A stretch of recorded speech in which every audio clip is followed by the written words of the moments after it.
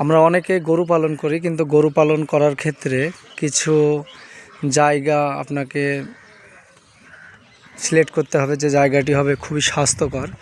কিন্তু আমাদের ঘোষ ভাইরা এখান থেকে বেশ ভালোই টাকা ইনকাম করে, কিন্তু ওদের গরু রাখার যে বাসস্থান সেটা অনেক সময় অস্বাস্থ্যকর হয়ে থাকে। দেখুন ভিডিওতে আমি দেখানোর চেষ্টা করছি, এবং এদের রোগ প্রতিরোধ ক্ষমতা এই কারণে অনেকটা কমে যায়, এবং অসুস্থ হলে তাদেরকে চিকিৎসা দিয়ে সুস্থ করার ক্ষেত্রে অনেক জটিলতা দেখা যায়।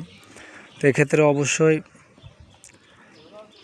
পশু রাখার বাসস্থান হতে হবে স্বাস্থ্যকর, শুকনো, যেটা এদের ক্ষেত্রে অনেকটাই অস্বাস্থ্যকর হয়।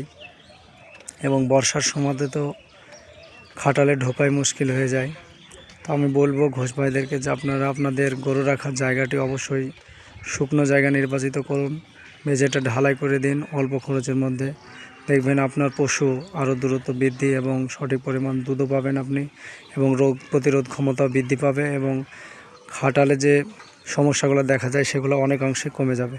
তো আমার পেজে পশু সংক্রান্ত নিত্য নতুন ভিডিও দিয়ে থাকি। যদি আপনাদের আমার ভিডিওগুলো একটু হেল্পফুল মনে হয় এবং পশুপালন সংক্রান্ত কিছু তথ্যমূলক ভিডিও আমি দিয়ে থাকি, তাহলে আমার এই ভিডিওগুলি লাইক, কমেন্ট, শেয়ার করবেন এবং অন্যকে দেখার সুযোগ করে দেবেন। আজকে এই পর্যন্তই।